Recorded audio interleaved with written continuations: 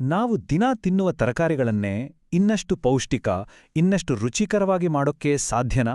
ಅದು ಯಾವುದೇ ಕೆಮಿಕಲ್ಸ್ ಬಳಸದೆ ಪೂರ್ತಿ ನೈಸರ್ಗಿಕವಾಗಿ. ಬನ್ನಿ, ಈ ವಿಶ್ಲೇಷಣೆಯಲ್ಲಿ ನಮ್ಮ ಆಹಾರವನ್ನು ಸೂಪರ್ ಚಾರ್ಜ್ ಮಾಡುವ ಒಂದು ಅನ್ವೇಷಣೆಯ ಬಗ್ಗೆ ತಿಳ್ಕೊಳ್ಳೋಣ. ಮೊದಲಿಗೆ ಒಂದು ಕುತೂಹಲಕಾರಿ ಪ್ರಶ್ನೆ.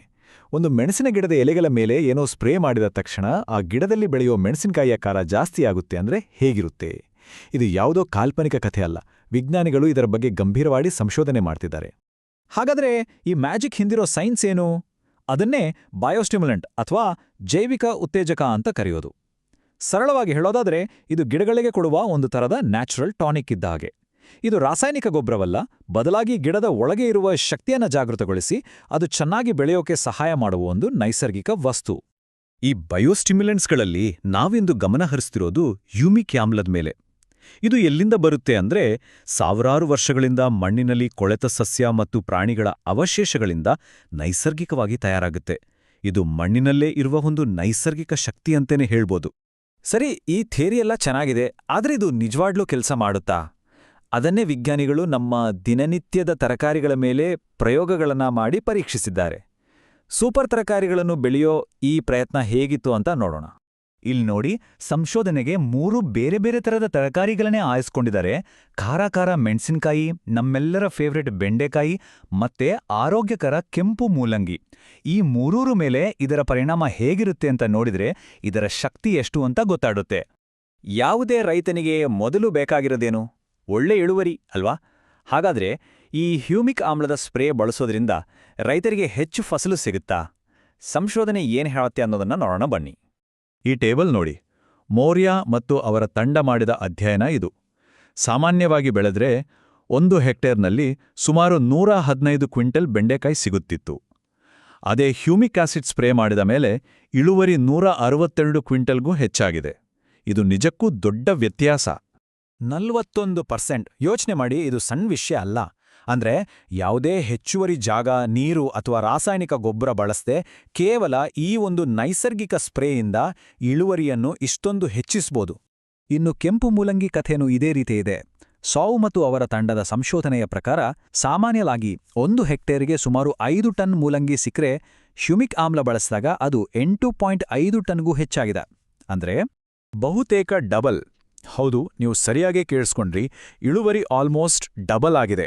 ಇದು ಕೇವಲ ಸಣ್ಣ ಪುಟ್ಟ ಹೆಚ್ಚಳ ಅಲ್ಲ, ಇದೊಂದು ದೊಡ್ಡ ಮಟ್ಟದ ಸುಧಾರಣೆ. ಇದರಿಂದ ಹ್ಯೂಮಿಕ್ ಆಸಿಡ್ ಇಳುವರಿ ಹೆಚ್ಚಿಸುವುದರಲ್ಲಿ ಎಷ್ಟು ಪರಿಣಾಮಕಾರಿ ಅಂತ ಸ್ಪಷ್ಟವಾಗಿ ಗೊತ್ತಾಗುತ್ತೆ. ಸರಿ, ಇಳುವರಿ ಜಾಸ್ತಿ ಆಯ್ತು, ಒಪ್ಕೊಳ್ಳೋಣ. ಆದ್ರೆ ಕ್ವಾಲಿಟಿ ಅಂದ್ರೆ ಆ ತರಕಾರಿಗಳ ರುಚಿ, ಪೌಷ್ಟಿಕಾಂಶ, ಬಣ್ಣ ಇದೆಲ್ಲ ಹೇಗಿರುತ್ತೆ? ಯಾಕೆಂದ್ರೆ ಜಾಸ್ತಿ ಬೆಳೆಯೋದು ಒಂದೇ ಮುಖ್ಯ ಅಲ್ಲ, ಅದು ಆರೋಗ್ಯಕರವಾಗಿ ಮತ್ತು ರುಚಿಕರವಾಗಿಯೂ ಇರ್ಬೇಕಲ್ವಾ? ಈಗ ಅದರ ಬಗ್ಗೆ ನೋಡೋಣ. ನೆನಪಿದ್ಯಾ, ನಾವು ಶುರು ಮಾಡಿದ್ದು ಒಂದು ಪ್ರಶ್ನೆಯಿಂದ, ಮೆಣಸಿನಕಾಯಿ ಖಾರ ಜಾಸ್ತಿ ಮಾಡ್ಬೋದಾ ಅಂತ. ಇಲ್ಲಿದೆ ನೋಡಿ ಉತ್ತರ. ಸಾಮಾನ್ಯ ಮೆಣಸಿನಕಾಯಿಯಲ್ಲಿ ಖಾರಕ್ಕೆ ಕಾರಣವಾದ ಕ್ಯಾಪ್ಸೈಸಿನ್ ಅಂಶ 0.80% ಇತ್ತು. ಆದರೆ ಹ್ಯೂಮಿಕ್ ಆಮ್ಲದ ಟ್ರೀಟ್ಮೆಂಟ್ ಕೊಟ್ಟ ಮೇಲೆ ಅದು 1.37%ಗೆ ಜಿಗಿದಿದೆ. ಅಂದ್ರೆ ಮೆಣಸಿನಕಾಯಿ ನೈಸರ್ಗಿಕವಾಗಿಯೇ ಇನ್ನಷ್ಟು ಸ್ಪೈಸಿಯಾಗಿದೆ. ಹಾಗಾದ್ರೆ ಖಾರ ಜಾಸ್ತಿಯಾದ್ರೆ ನಮ್ಗೇನ್ ಲಾಭ? ಫಡಾಲಾ ಮತ್ತು ಅವರ ತಂಡದ ಸಂಶೋಧನೆಯ ಪ್ರಕಾರ ಈ ಕ್ಯಾಪ್ಸೈಸಿನ್ ಅನ್ನೋದು ಕೇವಲ ಖಾರಕ್ಕಲ್ಲ, ಅದರಲ್ಲಿ ಸಾಕಷ್ಟು ಆರೋಗ್ಯಕಾರಿ ಗುಣಗಳಿವೆ. ಇದು ಬೊಜ್ಜು ಕರಗಿಸಲು, ಇಮ್ಯುನಿಟಿ ಹೆಚ್ಚಿಸಲು, ಅಷ್ಟೇ ಅಲ್ಲ ಬಿಪಿ ಕಂಟ್ರೋಲ್ ಮಾಡೋಕ್ಕೂ ಸಹಾಯ ಮಾಡುತ್ತೆ. ಸೊ ಹೆಚ್ಚು ಖಾರ ಅಂದ್ರೆ ಹೆಚ್ಚು ಆರೋಗ್ಯ. ಖಾರ ಒಂದೇ ಅಲ್ಲ, ಬೇರೆ ಏನೇನ್ ಬದಲಾಗಿದೆ ಅಂತ ನೋಡೋಣ. ಹ್ಯೂಮಿಕ್ ಆಮ್ಲದಿಂದ ಬೆಳೆದ ಮೆಣಸಿನಕಾಯಿಗಳಲ್ಲಿ ವಿಟಮಿನ್ ಸಿ ಪ್ರಮಾಣ ಹೆಚ್ಚಾಗಿದೆ, ಬಣ್ಣ ಇನ್ನೂ ಗಾಢವಾದ ಕೆಂಪು ಬಣ್ಣಕ್ಕೆ ತಿರುಗಿದೆ, ಮತ್ತೆ ರುಚಿಗೆ ಕಾರಣವಾಗುವ ಅಂಶಗಳು ಕೂಡ ಜಾಸ್ತಿಯಾಗಿದೆ. 88%. ಇದೊಂದು ದೊಡ್ಡ ನಂಬರ್. ಅಂದ್ರೆ ಮೆಣಸಿನಕಾಯಿಯಲ್ಲಿ ವಿಟಮಿನ್ ಸಿ ಪ್ರಮಾಣ ಆಲ್ಮೋಸ್ಟ್ ಡಬಲ್ ಆಗಿದೆ. ನಮ್ಮ ಇಮ್ಯುನಿಟಿ ಬೂಸ್ಟ್ ಮಾಡಕ್ಕೆ ಇದಕ್ಕಿಂತ ಒಳ್ಳೆ ವಿಷಯ ಬೇಕಾ? ಈ 220.15 ಅನ್ನೋ ನಂಬರ್ ಏನಪ್ಪಾ ಅಂದ್ರೆ, ಸಿಂಪಲ್ ಆಗಿ ಹೇಳೋದಾದ್ರೆ ಮೆಣಸಿನಕಾಯಿಯ ಕೆಂಪು ಬಣ್ಣ ಎಷ್ಟು ರಿಚ್ ಆಗಿದೆ ಅಂತ ಅಳಿಯೋ ಒಂದು ಮಾಪಕ. ಮಸಾಲೆ ಕಂಪನಿಗಳು ಒಳ್ಳೆ ಬಣ್ಣ ಇರೋ ಮೆಣಸಿನಕಾಯಿಗೆ ಜಾಸ್ತಿ ಬೆಲೆ ಕೊಡ್ತಾರೆ. ಸೊ ಇದು ರೈತರಿಗೆ ಮಾರುಕಟ್ಟೆಯಲ್ಲಿ ಒಳ್ಳೆ ಬೆಲೆ ಸಿಗಲು ಸಹಾಯ ಮಾಡುತ್ತೆ. ಹಾಗಾದ್ರೆ ಇದೆಲ್ಲ ನೋಡಿದ್ಮೇಲೆ ನಮಗೆ ಏನರ್ಥ ಆಗುತ್ತೆ? ಇದೆಲ್ಲ ಕೇವಲ ಒಂದು ಸಣ್ಣ ಪ್ರಯೋಗನ ಅಥವಾ ನಮ್ಮ ವ್ಯವಸಾಯದ ದಿಕ್ಕನ್ನೇ ಬದಲಿಸಬಲ್ಲ ತಂತ್ರಜ್ಞಾನನ? ಇದರ ದೊಡ್ಡ ಚಿತ್ರಣವನ್ನು ನೋಡೋಣ. ಒಟ್ಟಿನಲ್ಲಿ ಹೇಳೋದಾದ್ರೆ ಈ ಹ್ಯೂಮಿಕ್ ಆಮ್ಲದಂತಹ ಜೈವಿಕ ಉತ್ತೇಜಕಗಳಿಂದ ಲಾಭಗಳೇ ಹೆಚ್ಚು.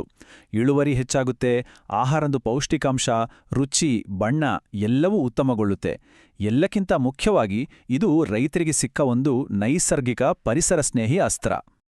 ಇದನ್ನ ಅರ್ಥ ಮಾಡ್ಕೊಳ್ಳಕ್ಕೆ ಒಂದು ಒಳ್ಳೆ ಉದಾಹರಣೆ ಇದೆ. ಇದನ್ನ ಗಿಡಗಳಿಗೆ ಸಿಕ್ಕೋ ಪರ್ಸನಲ್ ಟ್ರೈನರ್ ಅಂತ ಅನ್ಕೊಳ್ಳಿ. ಆ ಟ್ರೈನರ್ ಹೊರಗಿನಿಂದ ಸ್ಟೆರಾಯ್ಡ್ಸ್ ಕೊಡಲ್ಲ, ಬದಲಿಗೆ ಆ ಗಿಡದ ಒಳಗೆ ಇರೋ ಶಕ್ತಿಯನ್ನೇ ಬಳಸಿ ಅದರ ಸಂಪೂರ್ಣ ಸಾಮರ್ಥ್ಯವನ್ನ ಹೊರತರೋಕೆ ಸಹಾಯ ಮಾಡುತ್ತೆ. ಕೊನೆಯದಾಗಿ ಈ ಒಂದು ಪ್ರಶ್ನೆಯೊಂದಿಗೆ ಈ ಚರ್ಚೆಯನ್ನ ಮುಗಿಸೋಣ.